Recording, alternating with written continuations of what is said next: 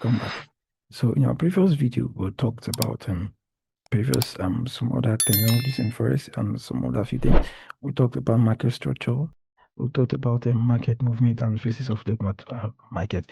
And in the previous video, we talked about liquidity. Say liquidity is what? Liquidity is money. Liquidity is where people orders are being built up.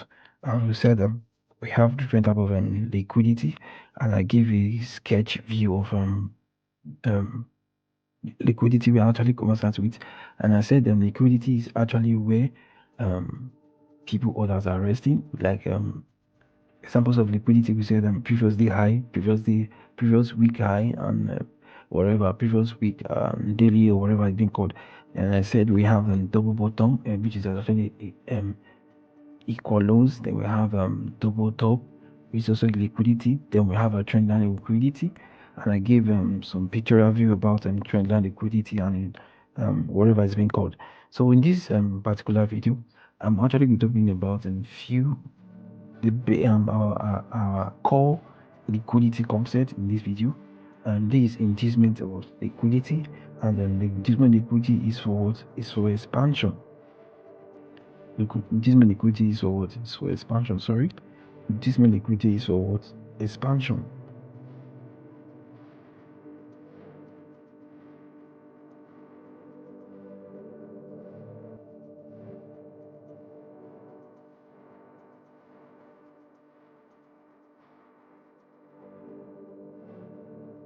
It's actually for what? Expansions. Let's just put expansions. Then we have. Should I continue with this? Let me just continue with this particular one here. Then we have structural liquidity. Structural liquidity.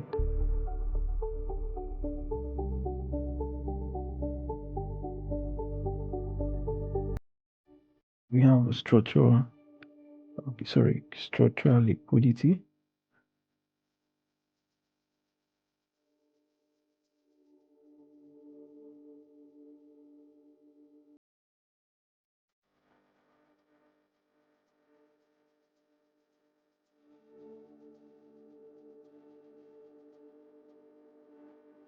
We have structural liquidity, and structural liquidity is actually for what? For a continuation of what?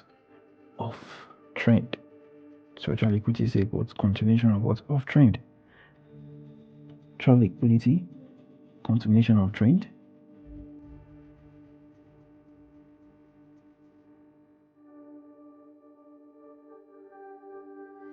Continuation of trend.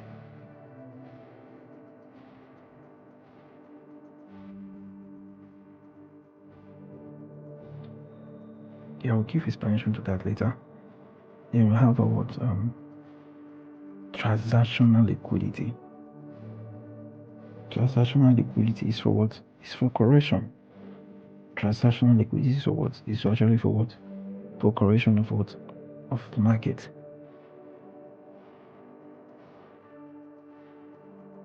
Transaction liquidity.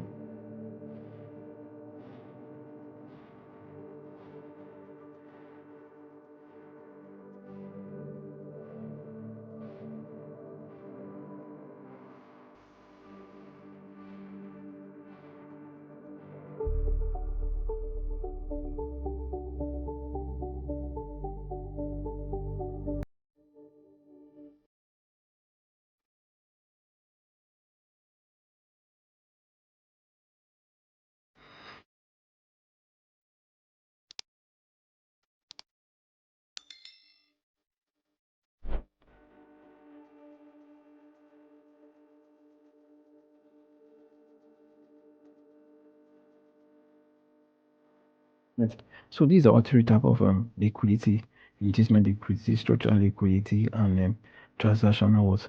Liquidity. So let me first start with the structural liquidity. Then before heading over to what? To the what? Or okay, let's just start with transactional liquidity. Transactional liquidity is actually the break of structure of market trend. Like I said, remember in our previous I said whenever market breaks the previous swing, it actually tends to return back for what? For a for a what? For a what? For a correction. This way price moves toward to internal liquidity to what? before you move into what the internal liquidity. So this is our okay, let's say this price is actually coming to this point, then price breaks this particular low. This is actually a swing point. Price breaks this particular low, then tends to move to the upward direction. So this particular point is what our transactional liquidity. So at this particular point, when price breaks this particular high, this becomes our transactional liquidity, which is also called break of structure, which can be called break of structure. Eventually this becomes your transactional liquidity. And for your transactional liquidity to be valid, it needs to take out a previous low. For your transactional liquidity to be valid, you need to take out a previous low. You can call this, I call this, I think I call this, let me see, I marked out as a stop hunt, which is liquidity sweep. There has to be a liquidity sweep, and there has to be a break of structure for your transactional liquidity to be valid. There has to be a break of structure. Where is the test tool?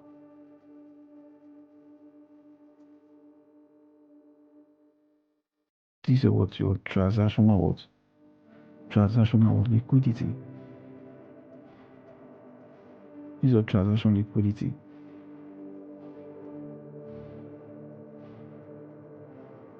This is your transactional liquidity. A break of structure to the upside is is your transactional liquidity, and that for a downtrend. I don't do downtrend because for us. Okay, let me just make a use. Let me just do for this. So price return to break. Sorry, price took out this low. Then price broke structure to the downside.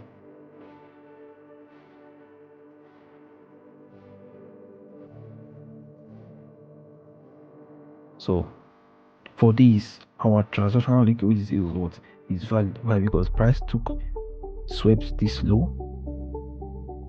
Price swept this low. Then price also broke structure to the downside. So this particular transactional liquidity is valid. You can call it break of structure if you choose to.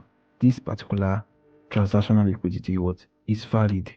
Why? Because price swept the previous low and also give us a break of structure to the downside. So this particular one is it's not valid.